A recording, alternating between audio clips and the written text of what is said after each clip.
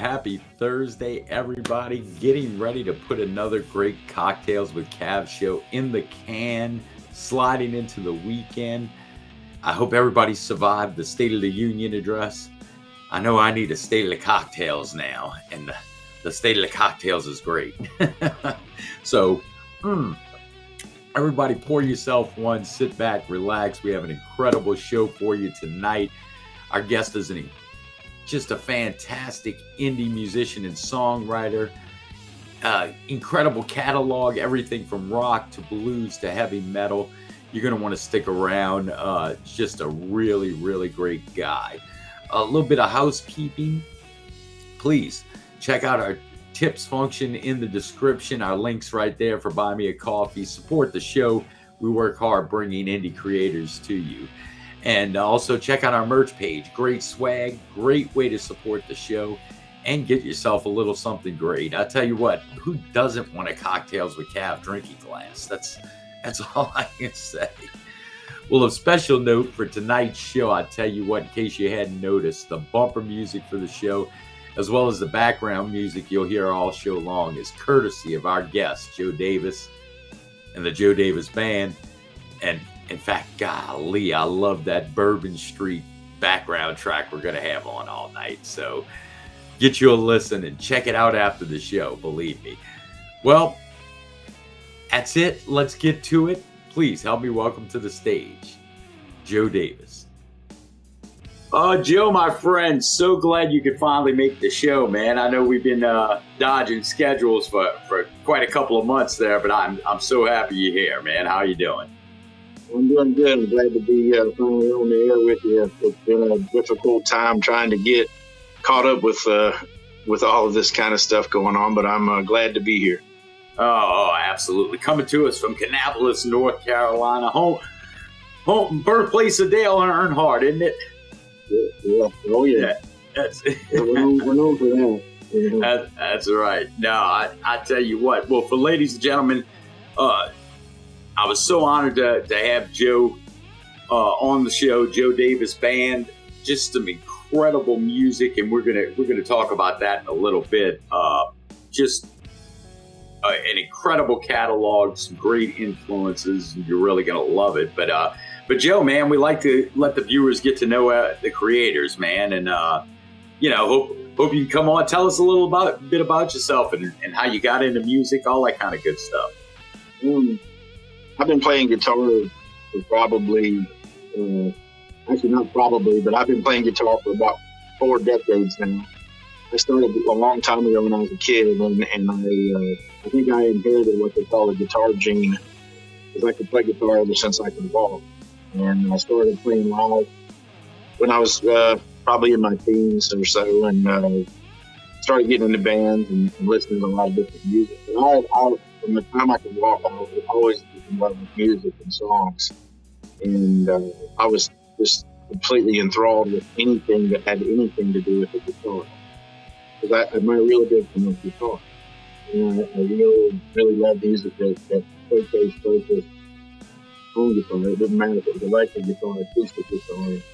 It was just all guitar. And then as I was getting older into my teens, I started playing in bands, and I started getting experience playing and working in nightclubs and things like that, and playing with different musicians in the area and abroad too. So I worked with a lot of people, but the experience was incredible to be able to gain knowledge as I was applying my guitar skills and learning how to play it and learning how to be in a band, learning how to be a part of a functioning band. But I always just loved music. And when I got into my teens, it was like hard rock and heavy metal appealed to me the most, because it seemed like that music didn't have any sounds. It was always, you could take it always to a new level. It was always you could experiment totally with it, and it would go bigger and bigger. The more you experiment with it, the bigger it got, and the powerful it got. So I was infatuated with a lot of the heavy metal bands. Well, it definitely guitar focused, that's for sure. And but yeah, and I could tell. And later on, when we talk about your work, you know, a lot of people will realize that the amount of influences you have, because you could tell it's. You mentioned something really important, you know, just that you like all kinds of music, and it really comes across in your catalog, just incredible, you know, from heavy metal and rock music to even Southern rock and Delta blues, and it's just incredible, man. I was just always infatuated with the likes of the Delta blues, Robert Johnson, Mississippi blues guitar, even Chicago blues, but more so the Robert Johnson Delta blues was fascinating. And of course the Muddy Waters and the Duanne Allman. When I heard Duanne Allman when I was a kid, I was blown away. You know, of course I immediately started listening, and it kind of led me back to Eric Clapton, and I started listening to Clapton that way. And it was my biggest delivery of influence was my brother and his friend. They brought over heavy metal records, and some of my friends too. They were bringing over these albums, and I remember hearing Heartbreaker by Led Zeppelin for the first time, and it just blew my mind, the power of the guitar when it comes to the speaker. Right. And it was just very overpowering, and I was like, wow. And then my other friend showed up with a Black Sabbath record and put that on, and it was like, holy cow, this is going even further. I mean, this is so much more. And it became the quest for listening and learning more heavy metal, hard rock, and being able to learn how to do what they were doing, so I could kind of start coming up with my own stuff. Right, and I tell you, it's. And you said something a little earlier when you were talking about coming up and, you know, learning to. You said something, because I play a little music myself, obviously.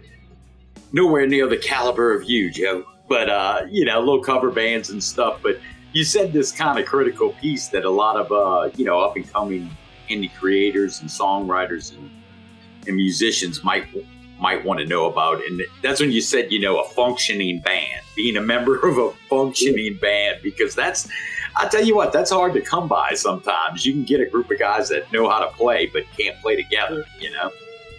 That's that's actually what accidentally started the Joe Davis band. Was I'd been in a lot of different bands, and I was in several bands that got some kind of record deal things going on, and it would come back to the record label people coming up to me going, well, you write the songs, you're singing the songs, you're doing this, you're doing that, why don't you just call it the Joe Davis band? And I really and truly did not want to call it that. I never really did. And it just kind of, I'd go to the next band or the next thing and it'd do the same thing the next time. The rest of the guys were kind of like, you know, I would wind up putting together more music, doing more songs, writing more songs, coming up with more ideas. And it was just like, and then it got serious. I don't know how many years ago it was, but a really big record label come to me and said, why don't you just call it that? And you should focus your energy on just that and just stay that and don't deviate. And I was like, well, I like a band name. And I like to be in a band, but they were like, you've been on a million band names. You got to come up with something and stay with it and stick with it, something that nobody can take away from you. And they said, why don't you call it the Joe Davis band? And I went, okay, we'll go along with it. And so it just kind of started that. Right. It wasn't, as I said, on the line, Joe Davis. It wasn't like that. It was actually, we really run out of names. We went, you know, we run out of biblical names. We run out of animal names. Run out of names. And it was just like, look, I can't make any more T-shirts for a band that's not going to exist in 6 weeks. Yeah. So we started. I wanted to build something that I could hold on to. And so that's when I just said, well, I'm just going to be in the Joe Davis band, and whichever, concoction of the Joe Davis band there is, that's what it's going to be. And so that's kind of, and it actually helped me in a way too, because it got me to quit focusing on the name of the band so much and getting back to the songwriting, because that's where a lot of bands lose their attractiveness, because they're so busy worrying about T-shirts and playing live or they're worried about other problems that they forget. So they start forgetting all about the songs. And when I said it was the Joe Davis band, that's it. I could go and just focus on writing songs and worry about music and to come up with a logo and, and then all of it together just started pushing itself. It started just taking off on its own.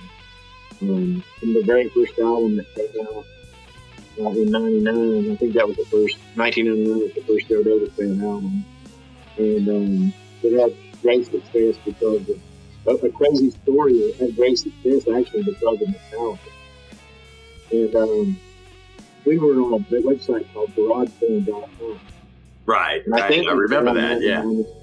And we were the #1 band on GarageBand.com. And the album was a really rough-sounding little album. It was really more or less a demo, but it was a really nasty-sounding little demo. But it got to be on GarageBand. And when Metallica put out one of their Garage Days or Garage whatever it was albums, it wound up making our little old GarageBand. When people were going on the internet looking for Metallica, they were finding this little GarageBand thing, and they were finding us. So we wound up having great success with that little bitty album, and it worked out pretty good. So I mean, it wound up perpetuating gigs and getting us moving, and got us a lot of attention. It was just a little, a little demo per se, and it kind of took off from there.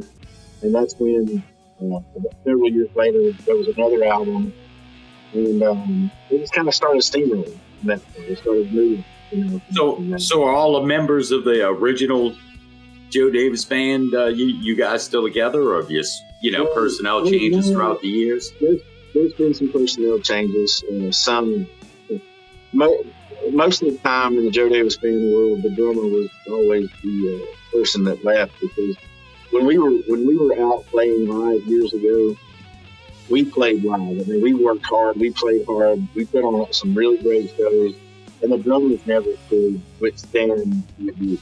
I mean, it was a lot of work. It was a lot of shows, a lot of playing, a lot of work, and a lot of guys don't want to do that. They say they do, and then when you say, "Okay, man, we're going to play every weekend," even if it's just weekends, we're going to play every weekend with you somewhere, and so buckle up. And then they would.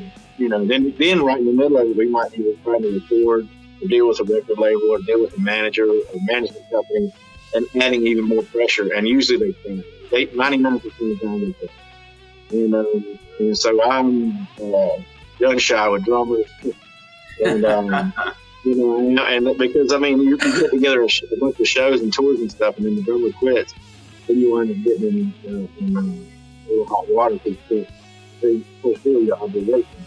Right. And I don't think a lot of people realize how hard it is. Just as an indie musician, the amount of work, like you're saying, between shows and it's, and marketing, and it's like we talk about, we interview a lot of authors and other creators, and it's same thing, your marketing department, your PR person, and then you're working and creating the music, Well, it's like all these people are working with you, and some of them working for you, and and you're obligated, like I said, and you're trying to put together shows, and you're reaching out 6 months to a year in advance.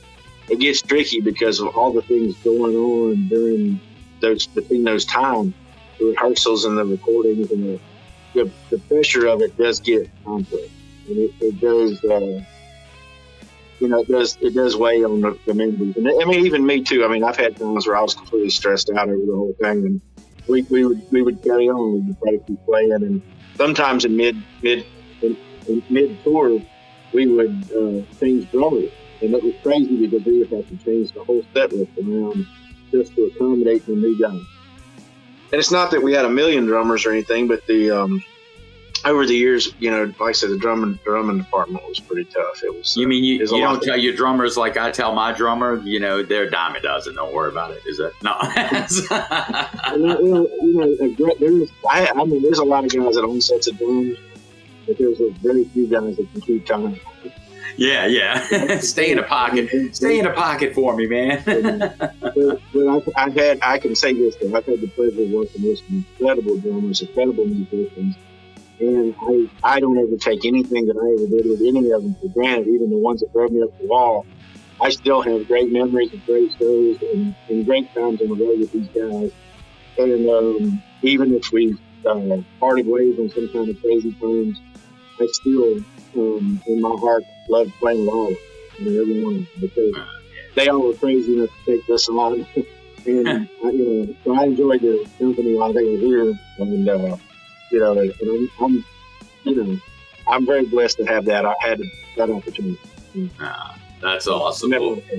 Golly. Well, man, Joe, while we refill our cocktails, I don't know what you have on your end. I got my standby whiskey and 7, my Southern Rock drink. But yeah, while we take a minute, we'll just take a minute, refill our cocktails, and when we come back, man, let's talk about some of your great catalog if we could, man. I'd appreciate it. We can do it. Yeah. One of the things I love about doing the Cocktails with Cavs show is it helps indie creators get their work out in front of people. And we talk a lot about how hard it is to be an indie creator, author, entertainer, artist. It doesn't matter. You have to not only create the work, but you have to do the legwork for marketing and everything that comes with that as well. And one of the things I love about the network that I'm able to get doing the show is that you come across companies every once in a while that really are in tune with the indie world and want to help indie creators. Like Grim Books LLC.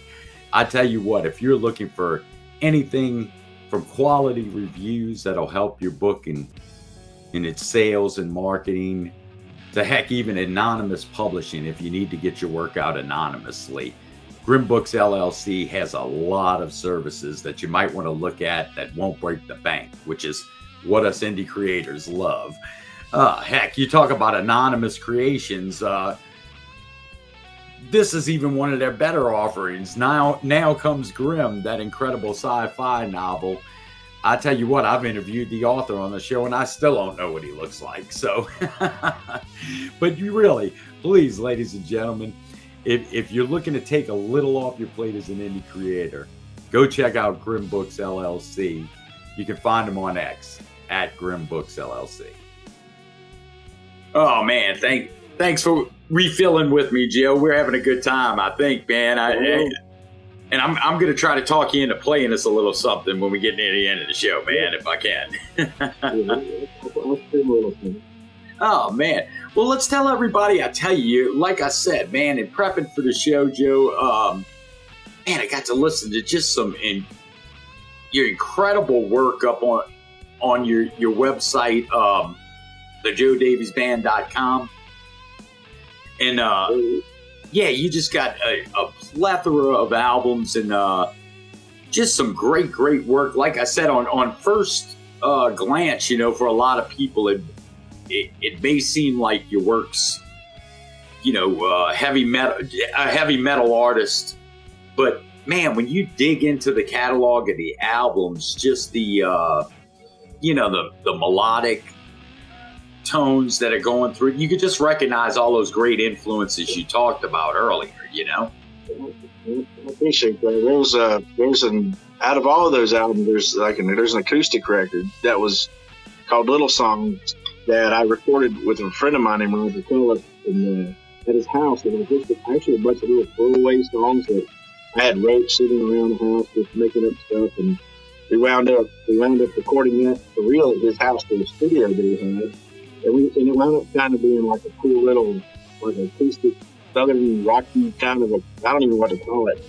And we put that come out on the side kind of sort of, and it was, it got a lot of mixed reviews because it wasn't as heavy or southern rock oriented as the rest of the stuff.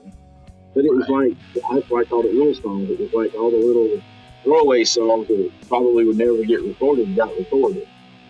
And so that was a lot of fun.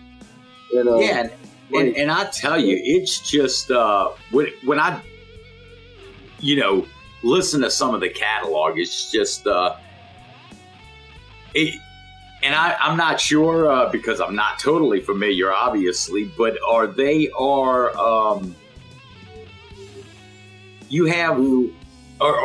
order of creation on the website? No. You Can't Stop Me was the original album that came out, which was re-recorded in 2003. Because, well, I'm not gonna say why, because it got redone for the better. And You Can't Stop Me is kind of the battle cry because the song "You Can't Stop Me" is the heart and soul of this band, because it's a battle cry. It wasn't about it was when I started this, I got a lot of people telling me that I couldn't do it. They were friends of mine and people around me were like, you just play guitar for people and keep your mouth shut. Don't do this, don't do that. And I was like, you can't stop me. Right. We're going out. We're going out. It's coming. There's nothing you can do about it. There's nothing. And so You Can't Stop Me was the battle cry for years. We'd go live. I mean, we would go live, and that would be like an Indian raid going off that song at the floor. I mean, people would look up and, holy crap, who are these guys? And we would go to town with that. That was, like I said, that album was by far the best-selling Joe Davis band album. But it's also the one that means the most to me. And I tell you, I was surprised when you said that was the very first album, because, going through the catalog, and maybe you could talk a little about of the influences on each of the albums, or because you can definitely kind of see a progression, and really for a first album, You Can't Stop Me just sound, just great production, great songs, great lyrics. Well, I'll just tell you the whole thing. And I was in a band out of Charlotte, North Carolina called Dark Horse. And Dark Horse was a really big band. It was a really good thing. We put out an album. We toured all over the country. And when I got out of Dark Horse was darker and heavier in sound. And I didn't sing in Dark Horse. I had a dear friend of mine, Duanne Allman, that sang. And he was like brothers, and we still are. And we worked together great. But I started wanting to do my own music. And when Dark Horse ended, the You Can't Stop Me album I had already put together, and it was not as heavy as Dark Horse. And so, but it was like, it was what I needed to do at the time. It was like the music that I had on the back of my mind at the time. And it's strange because the progression that actually happened led up to the Balance of Power album we put out is almost experimental heavy metal, because it's got there's one song that's just a big old riff the whole time, a song called Lick the Song. And it's just a big riff, recycled riff the whole time on the album. And that album got a lot of play because it was featured on when Cricket Phones did a promotion about 14 years ago, they did a promotion where they included that album on every brand new Cricket phone in the country. Wow. And so everybody got a Cricket phone with a Joe Davis Band Balance of Power album. And then I felt horrible because when it was all said and done, we didn't get paid for any of it. The standard indie musician plight, right? I had people coming to me at shows going, man, I bought this Cricket phone and it's got the Balance of Power album on it. And they'd talk to me about the album. I'm like, I literally am not even playing any of those songs. And they would be like, but it's on my phone, and I'd be like, how did you get it? And we had made a management deal where we really didn't pay attention to where the dotted line was. And I'm not against it because the album was very experimental. The marketing behind that album was very experimental. And so I was okay with it, because we had thousands of fans from that Cricket phone deal. And so I was real happy with it. That worked out for me. And at first I was mad about it. I was like, man, we would have made so much money. It would have been great. But then when I kept seeing people enjoying the music, it was like, well, now I remember why we did it. Right. That could be a original idea. But what happened was, like I said, Dark Horse was dark and heavy, but that was me too. Dark Horse was my songs, or our songs, but it was my major influence on that album. The Dark Horse album we put out back in the day, in the mid-90s. And then, but as we got closer to the day, when we put out The Brink of Destruction, it was more in the vein of Dark Horse. It was a heavier album, and it was getting back to the, back to what I really feel like is what I sound. It was more defined. It was the songs were really good. Every song on the Brink of Destruction was powerful. I had, we had a great time recording that album. It was, and that album was very special. And it was launched out of the gate the night that it was released. It got a ton of play on streaming service back when we paid attention to streaming services. That's a whole different story. But the album went out. It was crazy because it got a ton of plays on streaming, and then we pulled it off it. And we went back to just putting it on. I think it's on Bandcamp, and Right. so the rest of the catalog. But Bring Destruction album was back to the roots, the Les Pauls, the overalls, the heavy metal that made Dark Horse happen. And we started getting back to heavy metal roots, and I was happy with that. And then it leads us up to the Blue and the Gray, which was another accidental experimental heavy metal record, because we weren't planning on making a record. We were supposed to go out on tour for the Brink. That was we were going to start playing shows to promote the Brink of Destruction. And what happened was, my friend David, the drummer that was working with us, come to me and he's like, "Hey man, COVID was getting ready to happen. We can all this stuff going on." And so this was like, this is a while back. It was 3 or 4 years ago. And he goes, "While all this is going on, nobody can go out and do anything. Why don't we make a record?" And I was like, "I don't really want to make one." And he's like questioning me, going, "Well, those ideas, those riffs." And we would go in the band room and jam and these riffs. And we hooked up a computer and just started letting it roll. The next thing you know, it's like, that was cool. That was cool. That sounds cool. This sounds cool. That's all right. So next thing you know, it was like, well, okay. He's like, "Well, I got a studio in my house. I can do drums at home. You can do your stuff here at your house." And it's like, everybody's at home. So we made the Blue and the Gray. And the Blue and the Gray, the meaning behind it was actually me and David, because David was from Cleveland, Ohio, and I'm from North Carolina. And so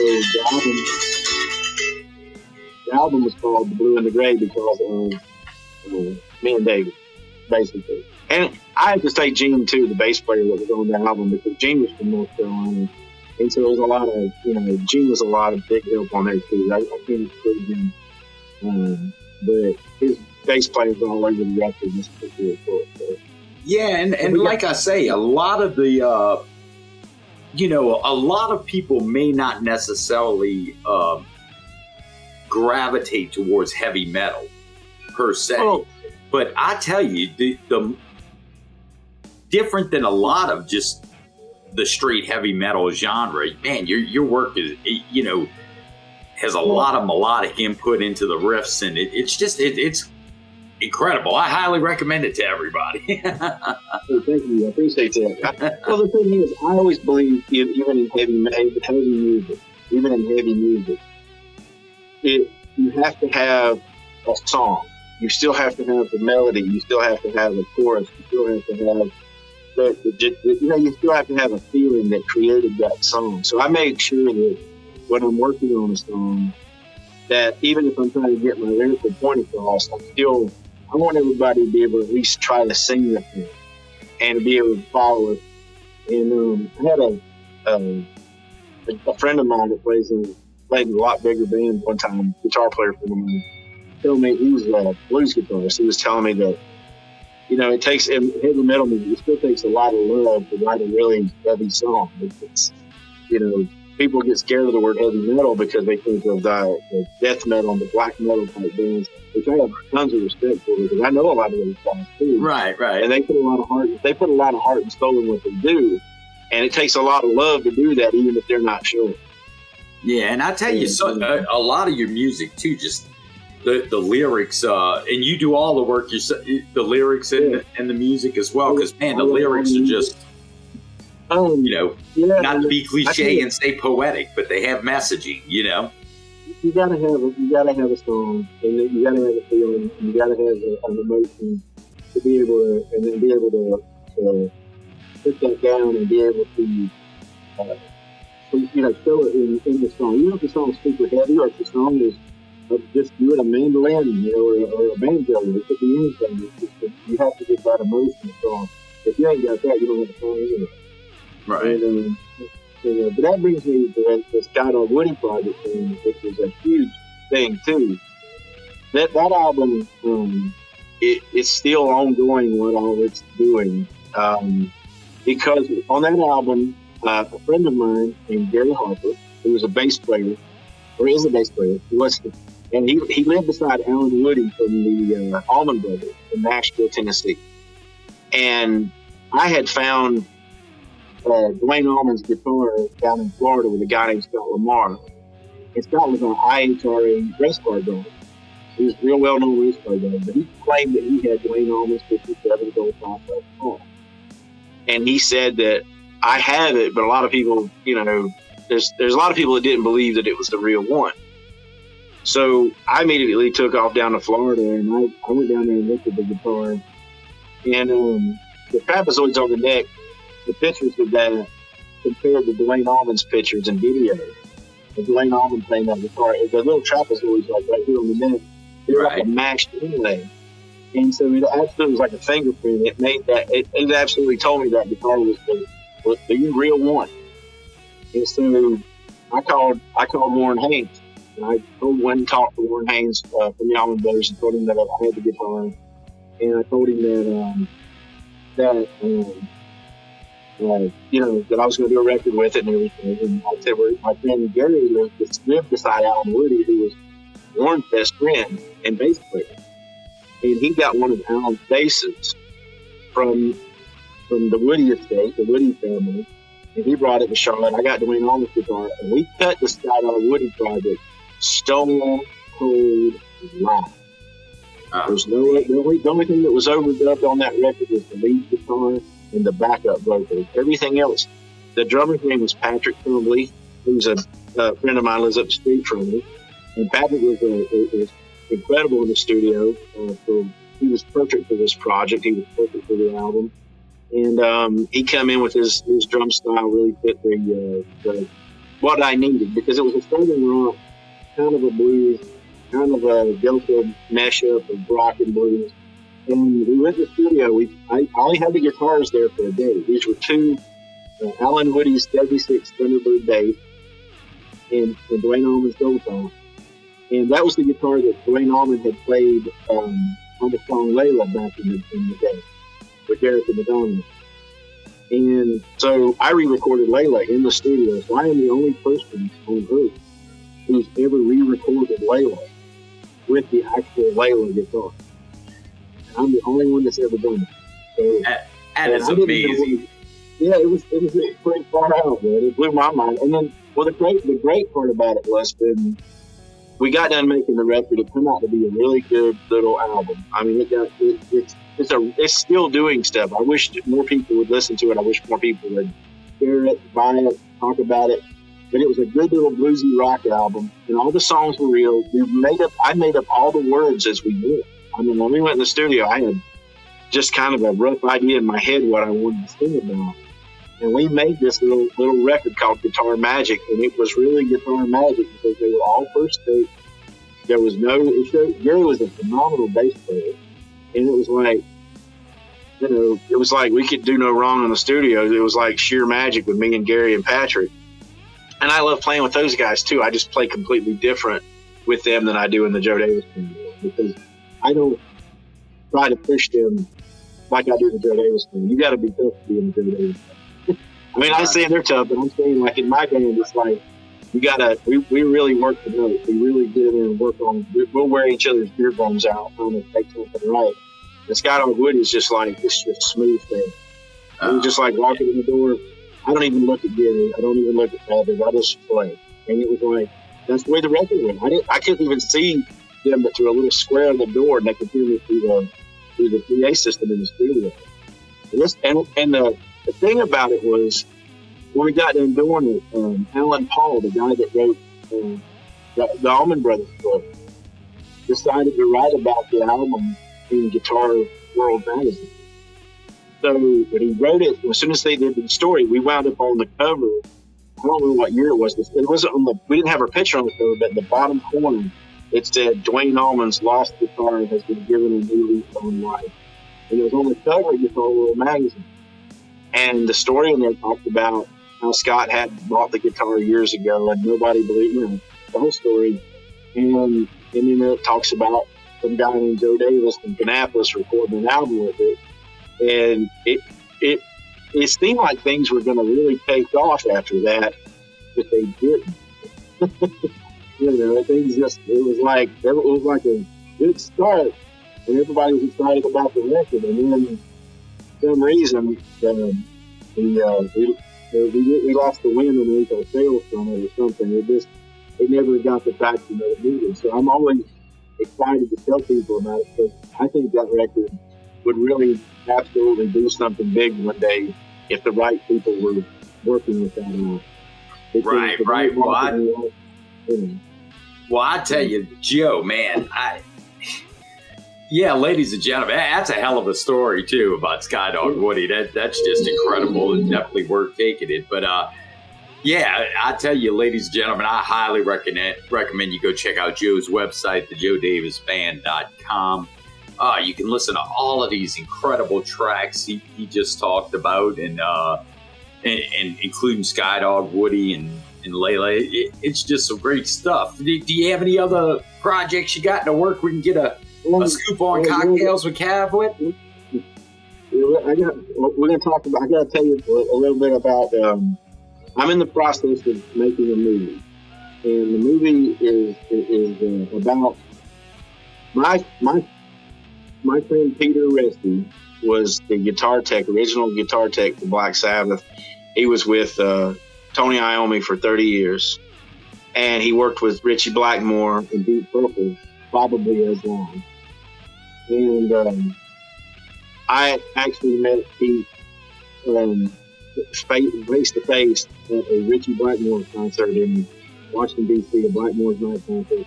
And that's where we got to be friends. And then I wound up traveling with him for a while and getting to know him a little bit. And I came back to North Carolina, and Pete wound up coming down here. And Pete had worked with a band called Manowar out of Auburn, New York.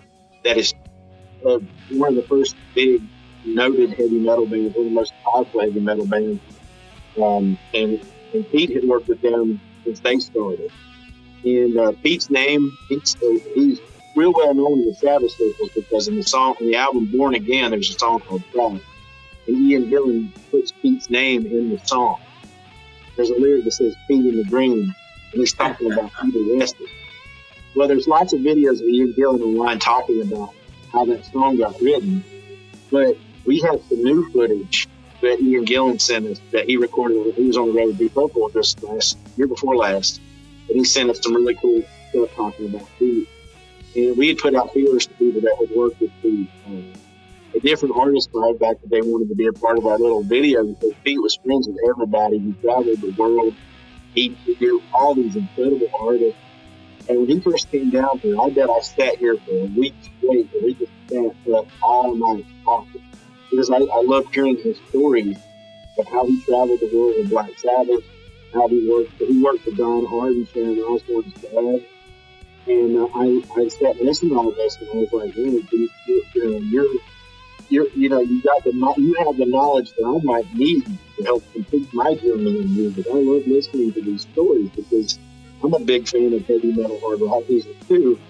And to have somebody that actually, had traveled the world with these guys, and he would tell me about Richie Blackmore, he would tell me about Manowar. He would call people, man. He would call friends of his that were players and big names, and he would let me talk to them. And I would be blown away, and I'd go, man, how do you know that guy? And he said, well, we did this one tour, and we did this other tour. But Pete passed away about, I don't know how many years ago it is now. When he passed away, it was like part of me kind of got crushed, because he was my right hand. He had become very important in my operation, because he was with us in the studio, he was with us live. He lived here with me. And like I said, I loved sitting talking to him, because the places he went and was at, I read about her, I heard about her, I listened to the albums, and Pete's name's on, like, I don't even know how many albums. The Black Sabbath records, if you look at Peter on the back of the album, it says Peter Resty, technician, or whatever. And he was even listed as keyboard tech for John Lord, and guitar tech for Richie Blackmore, and a bunch of Deep Purple albums.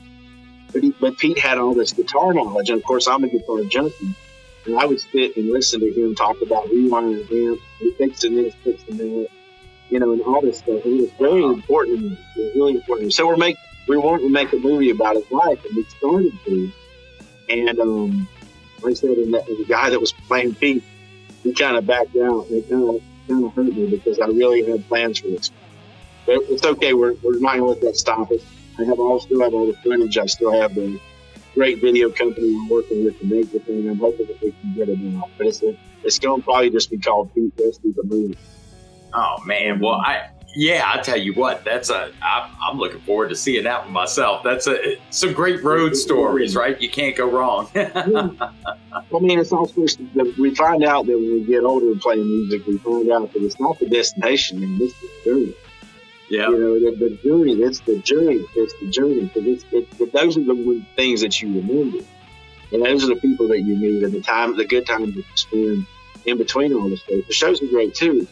But it's the journey, the people, But where's the good things too is going on? We're still getting a lot of radio play in different parts of the world. And just like the other day, somebody wrote me an email, said we were on the radio in Poland. Oh, awesome. And I was like, I don't know anything about Poland. And there's nothing about Poland. But somebody said, well, there's this big festival over there, and the promoters heard it, and I'm going, well, I think that's going to Poland. If it means getting some people turned on to some of this music, I'd be glad to go to Poland. Oh, man. Well, that's awesome. Joe, man.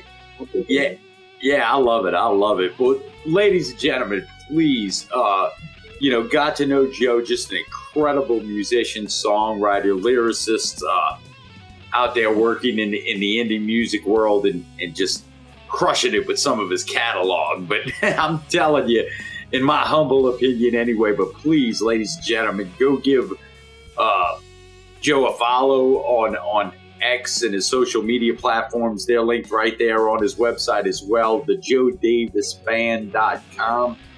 Go check out some of those albums and some of those tracks, including some of the ones he talked about with that incredible backstory on some of those albums. So, Joe, man, I can't thank you enough, bud. Yeah, man. And we're on all the social media platforms, so if anybody uses whatever type it is, I think I'm on just about everything, maybe except for a couple of them. I think I'm almost on Facebook, your Twitter, that kind of thing. And I think we have an Instagram thing. I try to keep up with it, but I usually try to catch up weekly on the social media stuff. I get behind something. That's it.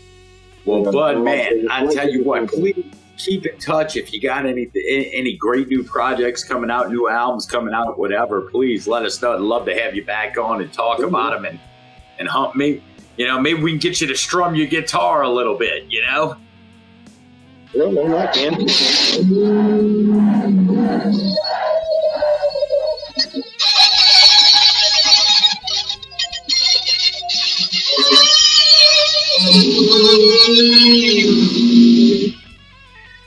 Oh, ladies and gentlemen, Joe Davis. Joe, appreciate you, bud. From New Orleans and Annapolis, North Carolina. Appreciate you, buddy. Yeah, Cheers. Man. Cheers.